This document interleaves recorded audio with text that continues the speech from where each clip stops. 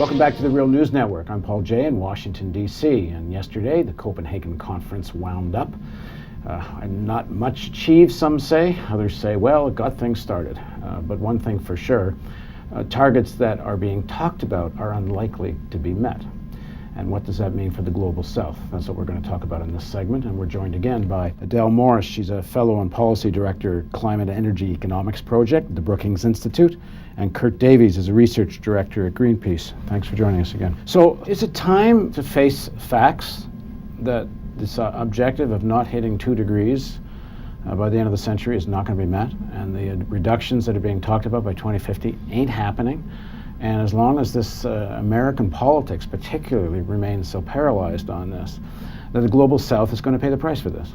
Well, clearly we need a policy that's driven by science, and we've been calling on this, for years. Greenpeace has been in the game saying 2 degrees should be a target. Now scientists are saying 2 degrees might even be too much, because 2 degrees on average means a lot more at the poles. It means rapid meltdown. And there was a couple of months ago, there was one of the committees of the IPCC said if things keep going the way they're going, we may actually be talking 6 degrees. That's right, and there was paper that leaked out this week in Copenhagen that said if we meet the pledges that are even on the table, even the ambitious pledges of the Annex 1 countries, that we still reach well over 2 degrees. We're going to be in the 3.5 degree range or greater. So, what does this mean? It means we have to do far more quickly than countries seem willing to do. And that either means there's some magic technological breakthrough, or suddenly people become more fair to each other worldwide. And we can't hope for that behavior change. So we have to hope that leadership emerges, or that the crisis becomes more apparent to people worldwide very quickly.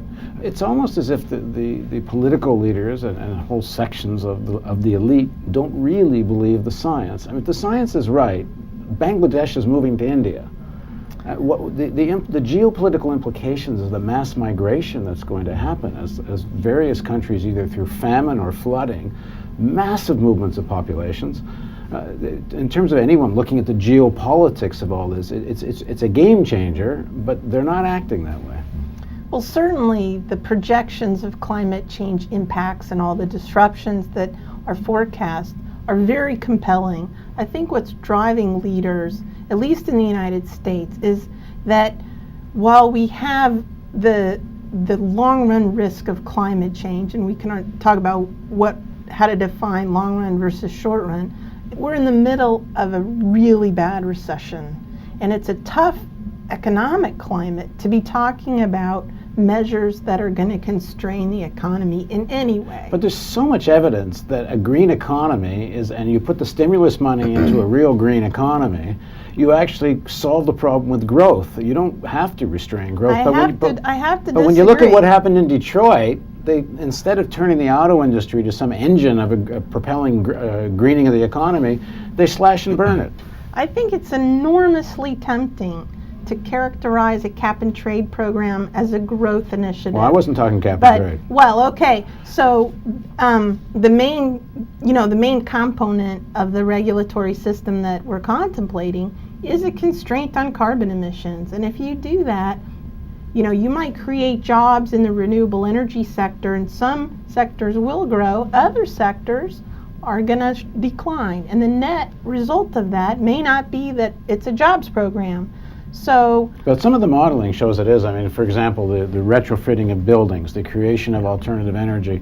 I mean, there seems to be, in terms of net job gain. Well, some of the stimulus program items, such as you described, may very well provide jobs in that, in those sectors. But like I said, when you put a price on carbon, there is not a robust economic literature that shows that boosts economic activity. Well, what do you make of that? And actually, to the contrary. I think there's... I mean, if that's true, that it is going to be hard to persuade people in a depression to do something. Even the EPA's own analysis of the Waxman-Markey bill that passed the House this summer indicates a very slight decline in its projected rate of growth in GDP. I think it's affordable. I think it's reasonable given the seriousness of this issue.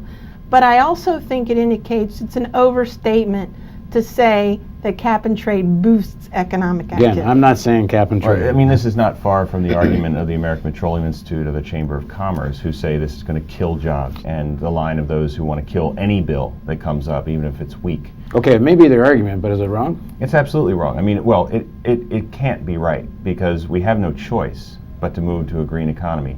Clean coal or carbon sequestration is not a green job. That's how the bill is structured, that building pipelines to move carbon dioxide around this country through communities is going to be called a green job. That's not okay. What we need are transformational jobs that move us to better, like you said, better building infrastructure, jobs for carpenters, for builders, for people who put in insulation and windows and better electrical systems, better lighting. Those are the real jobs, not building wind turbines and solar panels, right? So the Chamber of Commerce is attacking this as undermining the economy. The conservative groups will attack it as limiting our freedom or rationing energy. All those are false arguments that basically are perpetuating the status quo, which is a fossil fuel dependent economy that will never go forward and never bridge this gap to find solutions to climate change if we're stuck in that fear mode. And I think that's where we disagree. There's no limit. As Well, Obama fear has said mode that. or realistic mode? Well, I'm just going to confine my comments on EPA's own analysis of the outcomes of this bill.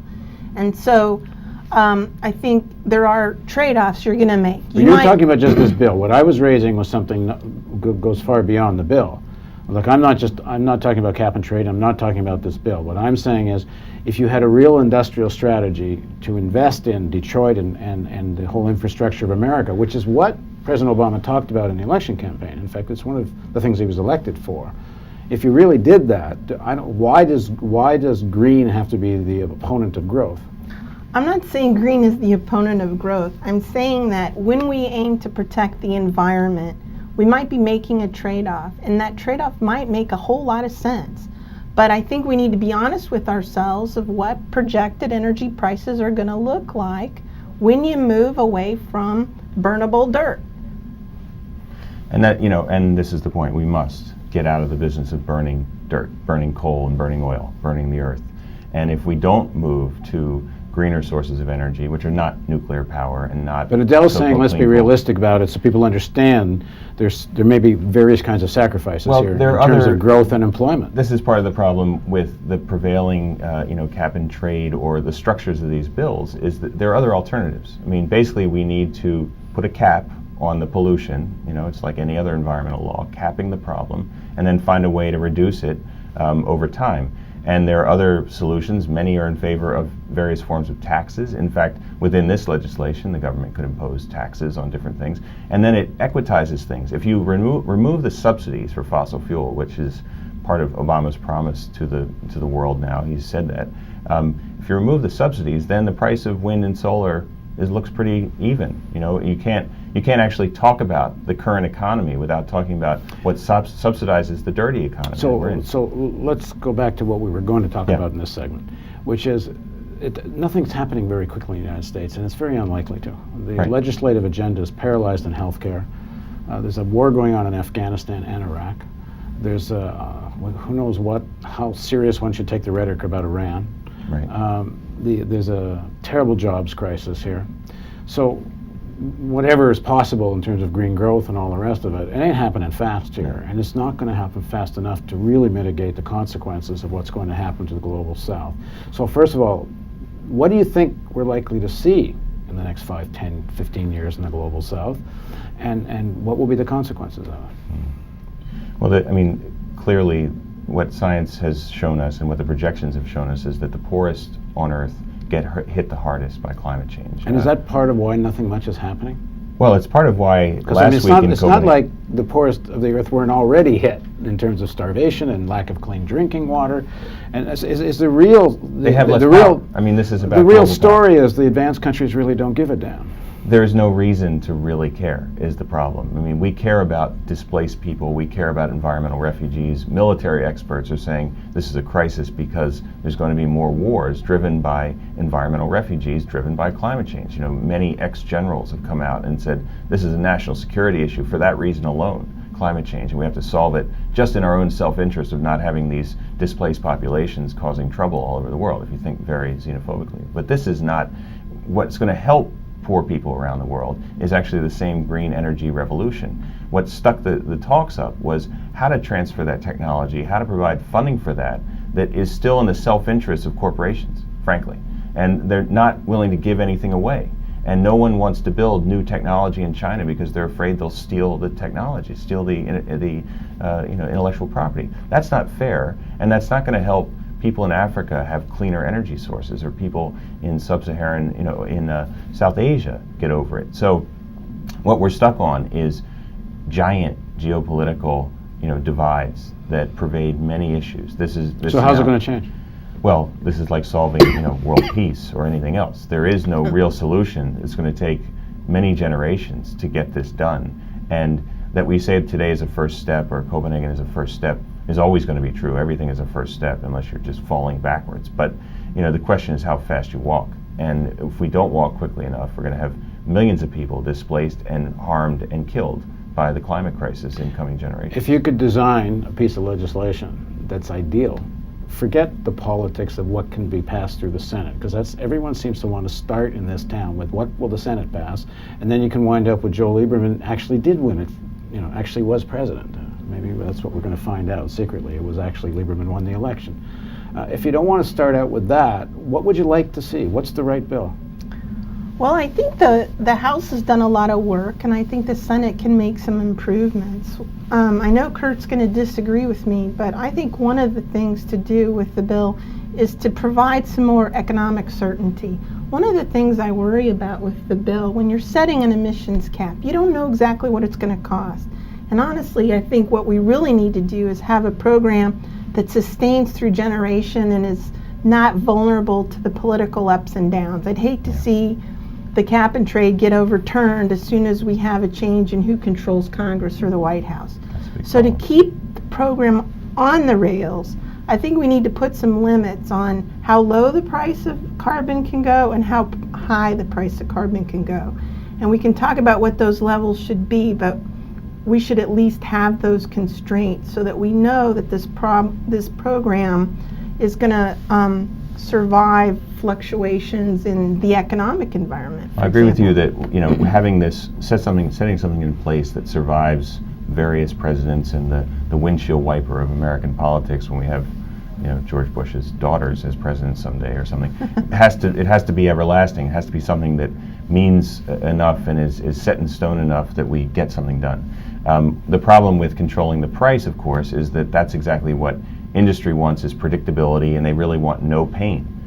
They want us, for example, on coal, they want us taxpayers now to pay for the R&D, to actually subsidize the building of the so-called clean coal plants, to also indemnify them from risk if any of the carbon dioxide pipelines were to happen to burst or something bad happen, and then pay more for the electricity, frankly, because it's going to cost a lot more to produce. So we can either pay 4 times, and then they have us over a barrel, because if we don't agree to that, they say, hey, your government just raised your energy costs by imposing this carbon tax, and they try to kill the bill. So really, this is the trap we're in. We're stuck in a dirty economy, and getting out of it means overturning a lot of houses of cards, a lot of different major powers, the big coal, big oil, auto before Detroit fell apart. All these blocks who for many years, when you were in the Clinton administration, the pressure from industry is tremendous, and they fought like crazy after Kyoto. They tried to neuter and destroy the Clinton administration's last work after Kyoto like it was the end of the world. And they're back at it. They know that now the momentum is greater than ever. 2009 was an amazing year. And they're going to fight even harder in 2010 to kill the Senate bill, to kill any momentum on this issue. Well, maybe when people see the connection between what's happening on the healthcare front, the climate change front, and the employment front. And banking. And finance, maybe the people have been saying we can't keep doing business as usual. Well, maybe Americans are finally going to say we can't do politics as usual. That's right. We'll see. Thanks for joining us on the Real News Network.